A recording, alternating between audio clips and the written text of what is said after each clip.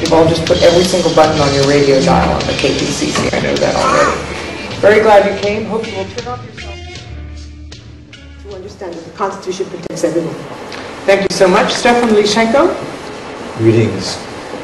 My name is Stefan Contreras Lisenko. I'm the son of an immigrant. My mother, Ernestine Contreras, raised me. And I went to San Jose State University. I got a degree in business. And I just finished first year on Masters in Conflict Resolution. I run a business. 20 years I've been living in Los Angeles.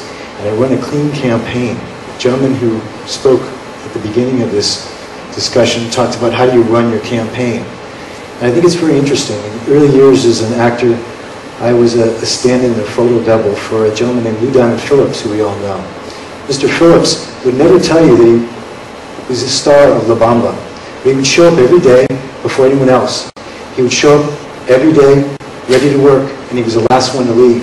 He would never talk bad about someone, even if they talked bad about him. Consummate professional. In this campaign, there's been people that talk about endorsements constantly, and it insults the people of 32nd District. It treats them like sheep, and it doesn't allow them to think for themselves. It's saying, basically, if Mr. Baca supports a certain person or the family of Mrs. Solis, you should vote for me. I speak, and I'm a voice for the people of the 32nd District. I want to empower each and every one of them. I thank you, and I will be a voice for the people, and that's what I bring to this campaign. Mr. Mustard? Benefits from those meetings. It's about bringing people together.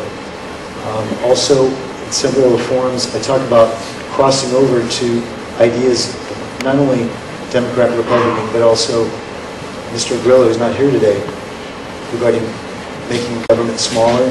Mr. Truax is not here today, but also talking about the Constitution. I think it's crossing party lines, and I've constantly talked about that in other forums, about bringing the best of all the candidates. We've got a great selection, and all of them have really positive things. I'm trying to bring all of that and headline it by being a voice. And by being a voice, it's about listening.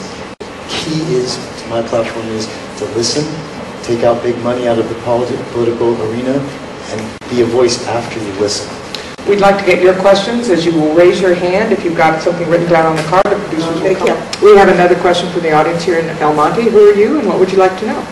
Hi, my name is Ryan Yu, and this is addressed for everyone on the panel. So I live in El Monte, and I've noticed that crime in the city has increased. So 2 of my neighbors were robbed within the span of 2 months. And the LA Times reported recently that crime also second. What can we do to help El Monte stick with this? Okay, let's start at the far end. Remember, this is as a member of Congress, because we're talking about a congressional seat, what you as a federally elected official could do about that. Mr. Pleitez? Thank you. My name is Emmanuel Pleitez, and as a member of Congress, you can work on making sure that the funds are allocated properly, right? And in this case, it's about public safety. In El Monte, instead of letting police officers go, we need to make sure that we're funding, that we're putting the adequate funding to make sure we have police officers. But before we do that, we need to talk about the root of the problem. And the reason that there's crime is because we don't have enough focus on education, or enough focus on that late elementary and middle school age when students decide to go down a different path and end up dropping out. We have a dropout crisis. The dropout crisis is something we should be targeting as a long-term solution to make sure that people are educated, so that they're moving on and they're actually looking to join the workforce, instead of trying to find alternative solutions where they end up wreaking havoc on communities. And Mr. Nadal, as a federal official, what do you think you could do about crime here? Again, Rafael, when I'm elected, I will certainly attack the roots of the problem. And I have got to tell you, Pat, again, there's a disproportionate amount of people that are veterans, homeless industry. Amongst this disproportionate amount of folks, there's criminality. There's people desperately looking for work. There's people desperately looking for the next meal. And so we need to attack the root of the problem. And the root of the problem is that there's a ton of people that have no way to go and nowhere to go to hide. And Mr. Mustard? Pat, all residents of the 32nd District need and deserve economic and educational opportunity as well as public safety. In the long term, with educational and economic opportunity, we'll have less crime. In the near term, we still need to get, California needs to get its fair share of federal grant funds to assist local law enforcement. We haven't been getting it. We need to get it. I will introduce legislation to see that the 32nd District does get its fair share of federal funds. And would you also insist that that money go to law enforcement? Well, the federal funds are typically going to be targeted to some particular program in the state. And yes, I would certainly want to be certain that there would be a substantial amount that would be going to that, and I would be coordinating with the governor's office in that regard. Mr. Lysenko? You know, we talk about funds and funds and funds and funds, and I have a statement that I always have been making in these last forums. It's talking about going sideways. So let's go sideways and let's go all the way to the root of the problem. And I think it's so important to really address the root of the problem at the very beginning from step A, which is family, which is getting the community together and empowering families, communities, individuals, as I talked about earlier, and putting programs together in the community and showing the youth how important that is. Once you start at the beginning, 10 years later, you don't have those problems. If you just throw funds and throw funds, you're not going to have enough funds, and you're really not going to get to the root of the problem. It is stepping sideways, but we've got to do that right now. We've got to step sideways. Mr. N.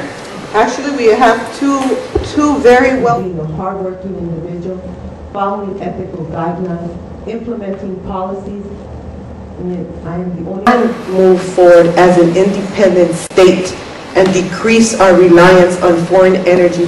We can be on the forefront, and we've been doing that here in the San Gabriel Valley. We just need to bring together, and that's what I want to do, is be that coalition builder. I know who the people are. I know who the movers and shakers are. And You talk about effective leadership.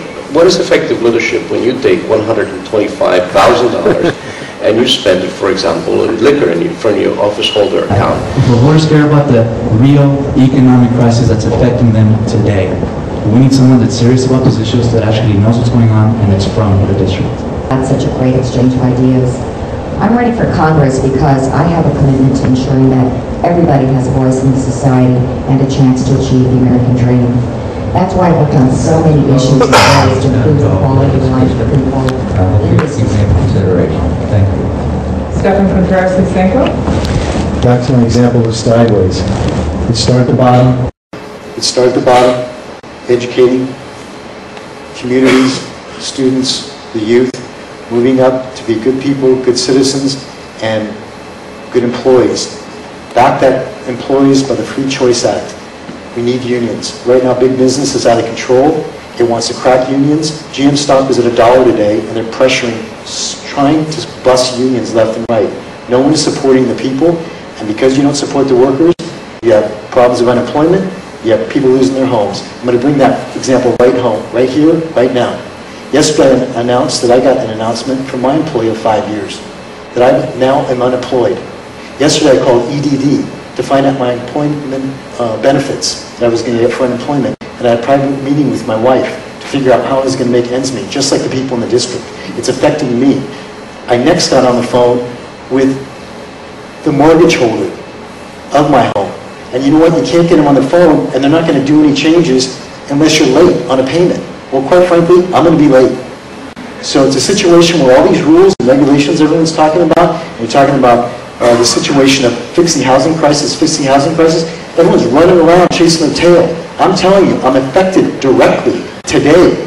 I'm affected directly, and it's a situation where someone's got to get some transparency and find out exactly what's going on, because quite frankly, there's a game going on, and I'm getting affected, and so are the people in the 32nd District. And to answer your question directly, what I'm going to do different than anyone else is listen, listen, and listen.